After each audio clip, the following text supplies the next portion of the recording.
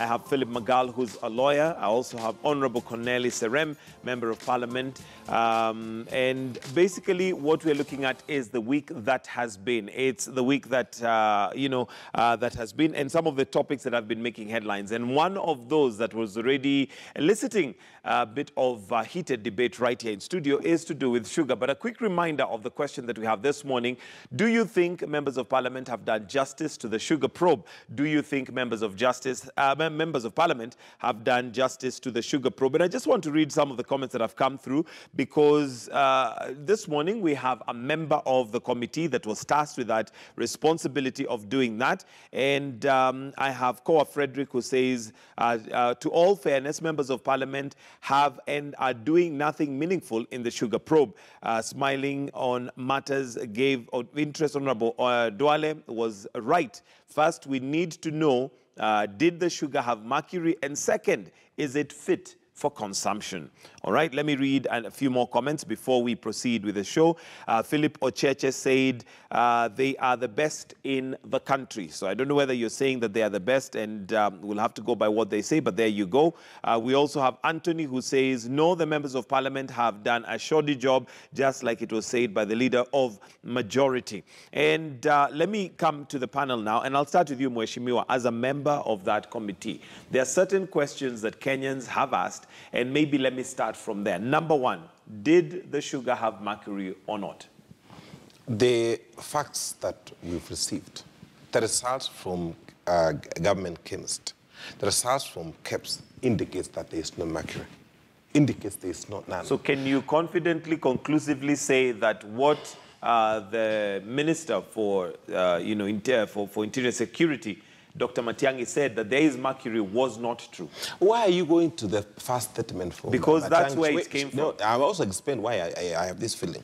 We also summoned the same CS to appear before the committee to confirm whether there is mercury in sugar. He said none. He said that he was actually making a pronunciation for Kenyans to be cautious. He didn't have a fact. You know, you were asking to table the results. Which institution did he get the results? He said he didn't have any. And he said, okay, for sure, you know, there is that. But I don't know why you are attaching the first statement, but not the results of what we asked them to table. You know, you cannot just make a pronunciation in public and tomorrow morning expect people to follow. Mm-hmm. He could not explain to the members of the committee. He could not tell Kenyans where the mercury is, how the mercury got in the sugar, or there was a mercury in the sugar. He did not explain to us. Okay. But I'm not saying the sugar is not contaminated. We have also information showing that there are samples of sugar which show the level of copper is high, lead is high, yeast is high, and the rest, you know, there are some impurities in some samples of sugar. Yeah. But, you know, we are being honest. We give you facts on the table. Yeah. Okay. So the mercury was not in the sugar, according to the reports that you have. What impurities do we know that were in the sugar from the report? One, from KEPS, lead was on the higher side. Although there is also lead in sugar, but it was on the higher side. Copper, there are copper in sugar, but this was on the higher side. Okay? Yeast was in sugar. Molds are in sugar. Those are results that came from KEPS. Likewise, from the government chemists, confirmed there are molds in sugar. We are not saying that if these are in sugar, they are good for human consumption. All of them indicates that the sugar cannot be used. Yeah, it's not good for human consumption. It's not. All right, I'll come back to you on the reports, but let me come to Philip Magal. And Philip, when CS comes out and says that there could be or there is mercury in the sugar, then a report comes out and proves that completely not to be true, despite the furor that it caused in the country. What is your thoughts on that, and how should we treat that, especially when you look at Chapter 6 of the Constitution to do with leadership and integrity? Does that leader have integrity? No, I wouldn't say that it's really a question of integrity. I think it is good to be cautious. And in this case, what I take from his statement to the public was that this sugar is not fit for human consumption. For me, the question whether it really does have mercury or not is neither here nor there. The bottom line is this sugar... Is it fit is not fit for consumption. Remember, we had unprocessed sugar which need reprocessing, which ended up in our shelves. Remember, we had sugar carried in open ships, which we are now taking in our tea. We are being told that copper is 20 times the number that is supposed to be in sugar. The level of humidity, the level of impurity. I remember one of the officers who appeared before your committee said that he wouldn't even recommend the sugar for use in animal feeds. And for me, I think Matiang'i did raise a valid point. Yes, a valid point. As much as it has turned out to be false, I think it was good, it was proper, so that the public know what it is that they are dealing with. And in fact, we've been so cautious since then. All right. But our SAS is not different than what he said. You know, we are saying here, as a committee, the sugar seems to have a problem. There is a problem in sugar. You know, there's no difference between what Matiang'i said and what we are saying. The problem is not all sugar came from the same source. Some of them came from Zimbabwe, some came from Uganda, some came from Brazil. You know, let's be fair. We say there are samples. Out of 178 samples that were collected, 60% of that is contaminated. It's contaminated. Yeah. Yes. All right, then that brings us then to the next. We are telling them, let us know the 60%, which brands, so that we can give the Kenyans the information, and they told us, give us another 1 week. All right, the next question then would be, Honorable Connelly, what happens to the contraband sugar? Is that sugar still in circulation? Is that still what we're having in our tea? And if it is, then what happens? Where do we need to go from there? From the investigation, we realized that 5% of the sugar in this country actually came from illegal entries in this country. And quite a number of the bags has been actually confiscated by the government. They are actually under the government stores. And we have recommended that any sugar that came in this country illegally should be destroyed. Yeah. But you know, for sure, we cannot assure Kenyans that the sugar they have in their shops actually came legal in this country. 5%. So there's a chance that what we are consuming in the shops and what is being distributed now is contaminated. There's a high possibility. There's a high possibility. Yes. There is a very high possibility, especially if you consider that. If I say 60%, what do you mean 60%? That, you know, if you have 10, then you have out of 10, 6 as an issue. Yes, if you consider that this sugar, they started importing this sugar on 21st August last year. This is about 8 months later. It means, therefore, that we've been consuming the contaminated sugar, not that... All along. Not that it is there in the current stock. We've been consuming it from some time in September last year to date. We are not protecting anybody. If somebody is culpable, they should be prosecuted. If you saw all the presentation that we had in Parliament, I was very vocal. One, there are various types of sugar that came here. There is industrial sugar. There is brown sugar. There is white sugar, and there is also raw sugar. Kenyans cannot tell the difference between raw brown sugar and brown sugar. And I guess that's why we put KEBS there to actually make sure that there's that difference. I can tell you, KEBS have let us down. That's to be honest. And that is why we say this report is inconclusive. We need to know... It is not a report. It is preliminary statement. Yes, even if it is preliminary, by now you should be giving us concrete answers as to whom to hold responsible. Because KEBS, we will. Yes, you know, we need to know who in KEBS let this happen. We have nothing to hide. You know, we have nothing to hide. Who drew that Gazette notice that allowed importation of sugar quantities high enough to kill our sugar industries? Remember, when somebody imports 1 million tons, it is not for immediate consumption. He's going to store it and use it for the next 2 years. 2 years. Okay? We need to know who is responsible for drawing that particular Gazette notice, because that is high-level incompetence or complicity. You cannot say that anybody can import sugar from anywhere, any quantity. And then again, once those goods got to Mombasa, who inspected them? Mheshimiwa, are these answers that we can get from the committee? I'm surprised he says he's a lawyer. And he's asking Kenyans who. You know, if you're a lawyer, you know these are facts. If you are discussing about duty-free, it is actually the CS Treasury. If it is about farm produce, it is the CS Agriculture. And does your report say that? Yes. It is. And what actions do you recommend that should be taken against this particular individual? Let me not jump the gun. We say we have what we call preliminary statement that we actually gave in Parliament. We are continuing with the investigation. We have asked that we give it another 2 weeks. I cannot preempt. I cannot sit here and start condemning without facts. We have been given the information. The committee are going through it. Let us finish the investigation. We will be very fair. Very fair. We cannot just be condemning anybody and hard off. All right. Yes. Mheshimiwa, you've answered 2 questions. My third question that I think many Kenyans would like to know and expect the committee to deliver on the table is the big question and the elephant in the room. Who brought in the sugar? Yes, there are those authorities that authorized, that gave the authority, and KEBS were supposed to check, and that's their job. But somebody is behind this sugar. There's an importer who has brought in. Who brought the sugar in? There are almost 140 importers that brought sugar in this country. There are 140. And they brought sugar here legally. That is but with the contraband sugar, there's still those importers. Whether they are part of the 140 or not is something that Kenyans don't know, and we'd expect that the committee would give us that information. As the investigation is ongoing, we will know who brought sugar in this country legally and those who brought actually illegally. Although it's very difficult to know those who brought sugar illegally here, because, they don't put their names anywhere. There are no documentation for you to go back and say who brought ABCD. That is the predicament that all of us go through. Someone who brought sugar at night from Mogadishu.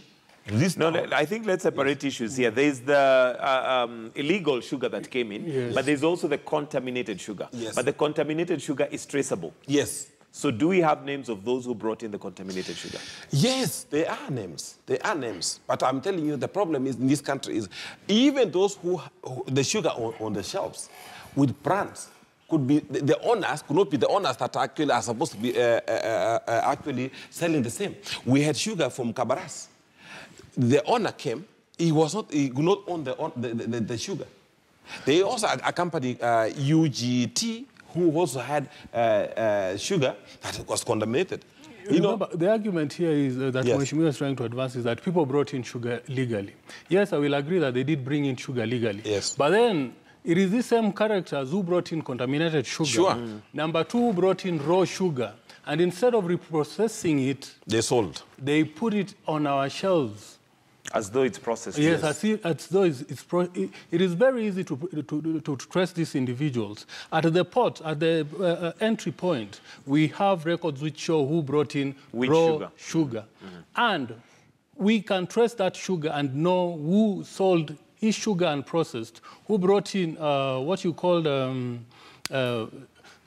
unprocessed sugar. Raw sugar. Yes. Who brought in brown sugar, who brought in sugar on open boards. We can find that individual. And that is what we want the committee. We don't want a list of 140 people. We want a list broken down or classified. So-and-so brought in... We do have. So that is available. It is available. That's what I'm saying. The problem is, if we just rush there before looking at the documents, all this were done in public.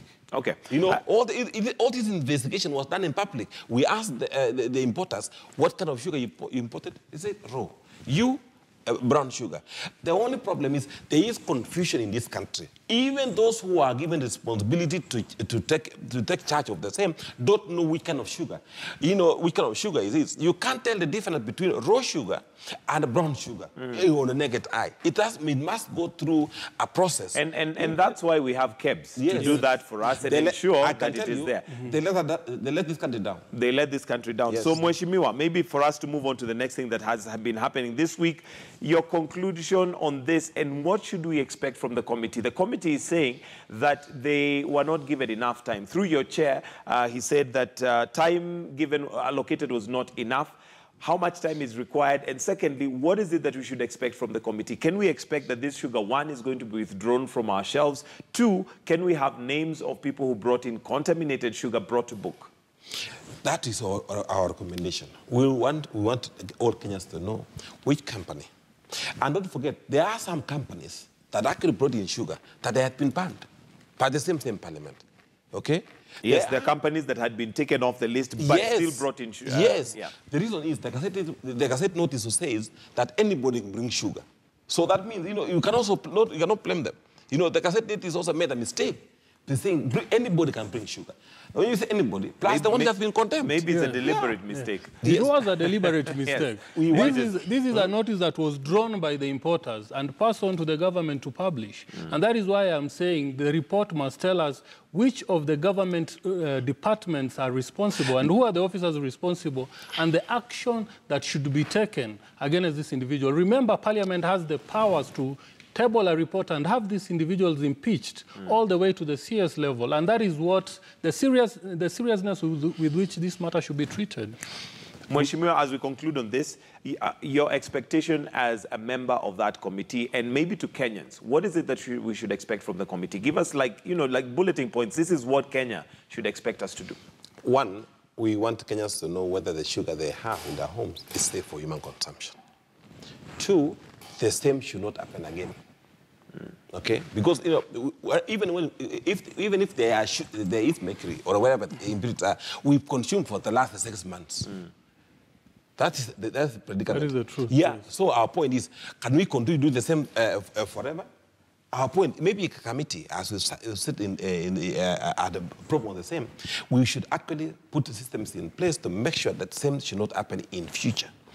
Number two, if there are institutions that require more assistance, maybe in training, to make sure that they have the capacity to do their job, we will also make the recommendations. If there are individuals that imported sugar knowing very well that they were raw sugar sold to Kenyans illegally, they should be prosecuted. Okay?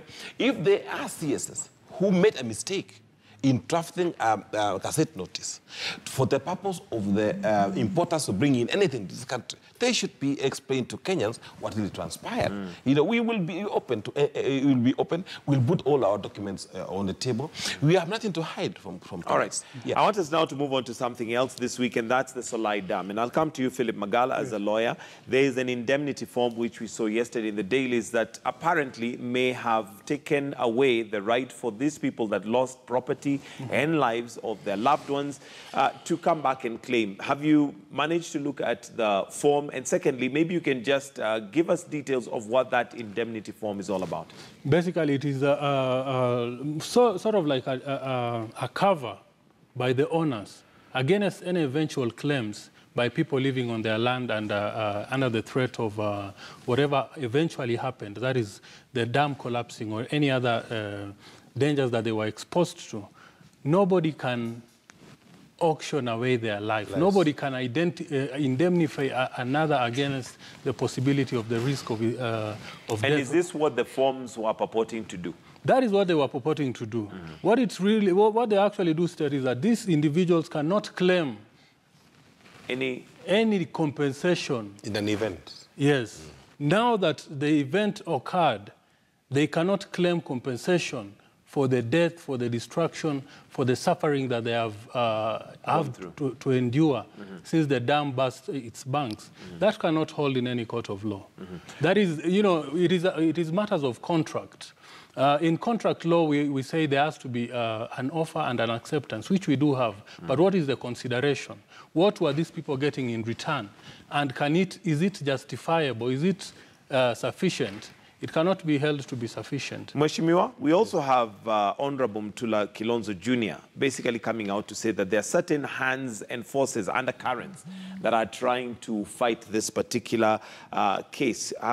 Your thoughts on that and possibly what needs to happen in this particular case to ensure that those who lost lives and property, one, are compensated adequately, and two, there's not a repeat?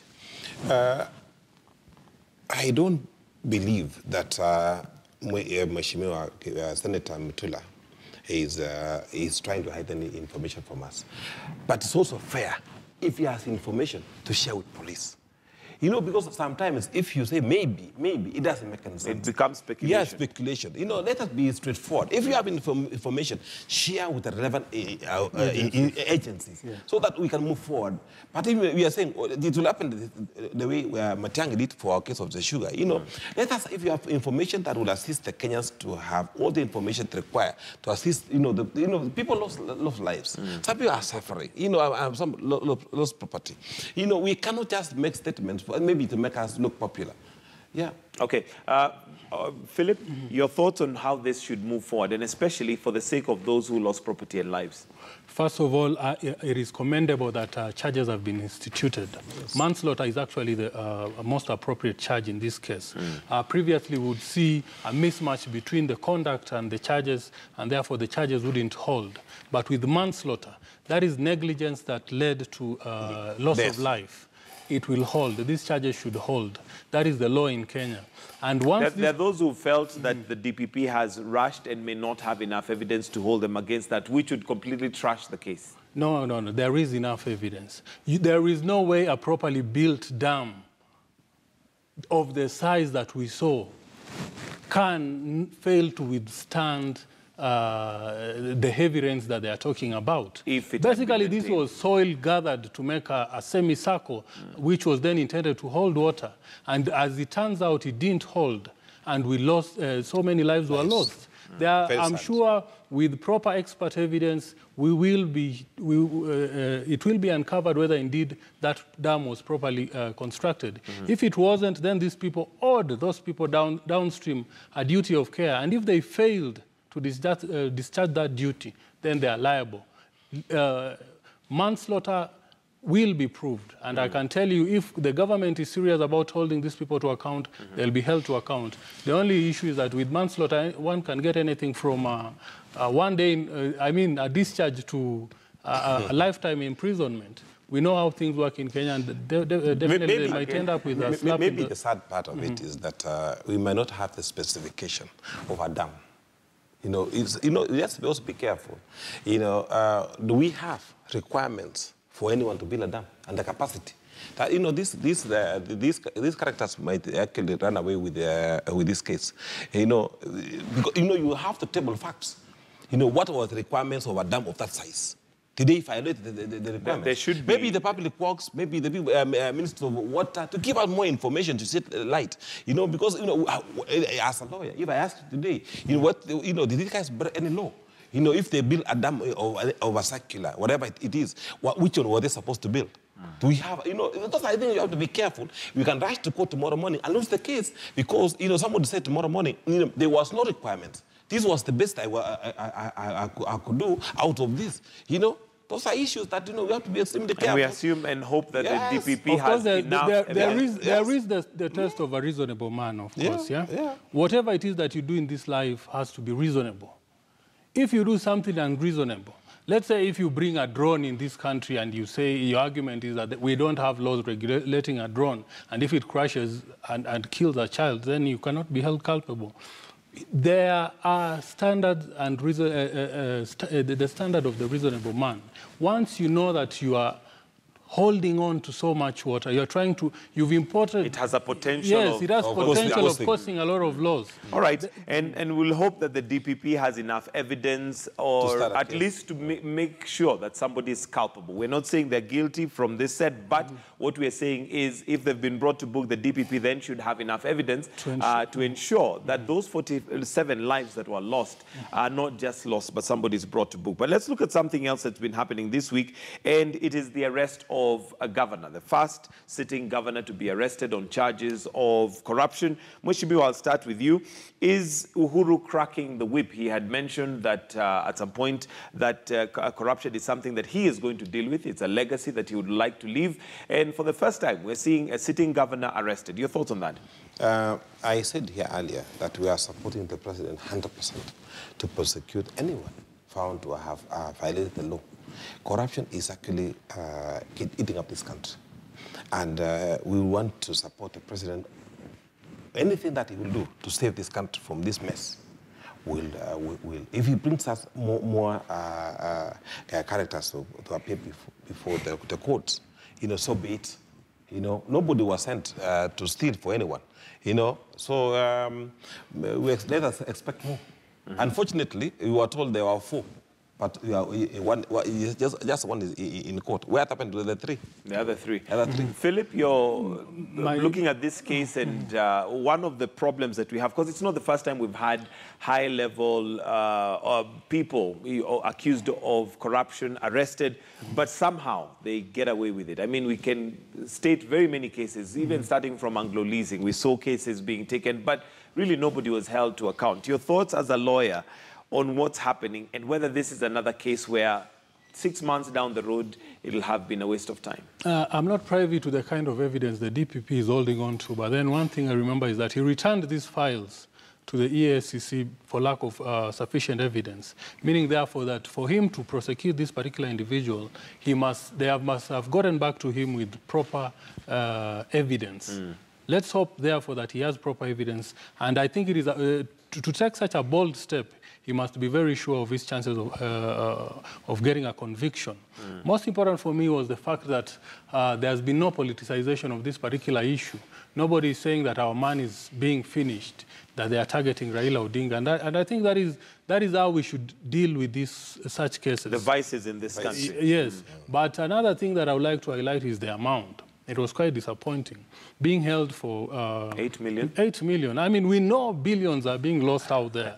And that is what we want to see people prosecuted. Somebody might argue and say even a shilling, so long as you're caught and you're found culpable, it's something. But it means the DPP is clutching on straws. It means out there it doesn't have proper cases to prosecute the people stealing big money at the county level. It's not the DPP for this case. Maybe a devil advocate on this case. You know, maybe the EACC could have been the right institution for you to say maybe. Of course, in this particular, I'm not blaming the DPP. Yeah. I'm blaming all the agencies. I expected more. I expected to see corruption cases at the county level involving a lot of money being dealt with, because we know people have put up wonderful buildings in these cities that were once... What billions? Yeah. What billions? Yes. Mheshimiwa, are you also of the opinion that there are other bigger cases that we should be seeing coming to the fore? Yes, there are many cases. You know, the NYS, we've lost 9 billion, the NIS one. The second one, 7 billion. There are issues about other institutions, serial board, where, you know, there are issues that Kenyans expect more arrests to happen. You know, so it's not like we are maybe one case, and maybe this will be a deterrent. I'm sure if the governors are watching this, I'm sure in the next level, the numbers of the number of corruption cases will slow. Yeah. And more in particular, abuse of office. Yes. We've seen, you know, these people have become demigods in their counties. They are breaking laws. They believe they are untouchable. They are doing whatever it is that they want to do without following the due process. But my main concern is this. Right now, they are going backwards to cover their footprints. And that is my main worry. Those people who've been doing things shoddily are busy now covering them up with paperwork. But the question then would also be, are we incompetent in terms of bringing these people to book? Because, like you say, maybe now what they're doing is going back to cover up their tracks. Mheshimiwa, is it time that maybe we rethought the issue of the EACC? Philip Magali has just mentioned that there's some cases that possibly may be lost because of incompetence. Again, when we look at this case, it's 8 million, which is not pocket change. It is a lot of money, but there are billions that we have lost. Yet, we do not have these cases being brought to book. I was here 3 weeks ago, and I have a bill in Parliament to disband EACC, and I had reasons why I felt that they should be disbanded. I can tell you for free that quite a number of people are not comfortable. Some of them think that I have malice. But, you know, you are complaining. When you look for solutions, you still complain. You know, I felt that maybe DPP should prosecute, DCI should investigate, okay, and have these cases move forward. And do away with the EACC. EACC. That's my opinion. Because look at this. We had four governors. Three files could not stand a trial. You know, only one in. Now you are even questioning, why do we have a case of 3 or 8 million shillings and billions are disappearing? You know, we are prosecuting an individual when only 8 million has disappeared, but we are forgetting 1.1 billion shillings was in someone's account. But you know what we are not alluding to is the fact that is the question whether EACC is manned by competent individuals. Let's look at the chair to begin with. And then again, there is the issue of compromise. Have the people there been compromised? The other day, there was an allegation, there was an affidavit filed in court in which it was alleged that the CEO received 300 million in order to cover up NYS1. Has that issue been investigated? You know, we cannot throw out the baby with the bathwater. Yes. Okay. And I believe EACC still has a purpose to serve, only if it could be reconstituted with people of integrity. We've seen the DPP, we had issues with DPP till the other day. Now we are all cheering it. We had issues with the DCI till the other day when it was reconstituted. We should give EACC a chance. A chance with the right people. All right, I want us to conclude, but the last thing I'd like us to look at is the beneficiaries of the handshake. And Mheshimiwa, your thoughts on Raila's new role? He seems to be, you know, the new, what would we call him, ambassador who basically is sent out by the president. And of course, politically speaking, that has caused a bit of jitters, particularly in Jubilee.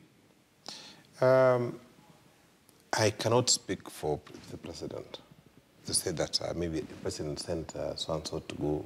You know, he has all the powers to do what... send whom he wants. You know, so Does that worry you in terms of now where the opposition lies and where the opposition holds? Because there are those who find the opposition synonymous with Raila Odinga. I can't speak for them, but in my view, if the country is at peace the way we are, you know, why not? I have no problem Raila being where he is. You know, all of us want the country to move forward. And we respect the president. We respect what he has done for this country. And we want to support him. If he feels that having Raila being where he is so that the country can move forward, agendas can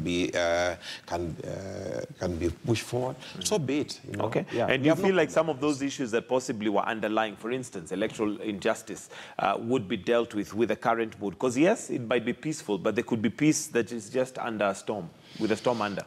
I said, let's not be pessimistic. Let's not be optimistic that we will do. You know, we can do so much when the country is in peace. You know, we can. You know, but if we bring all the suspicion, you know, like what we are having, oh, maybe the president has some underhand in a handshake, or maybe so maybe the David president. You know, these are all stories that are just created maybe by the media.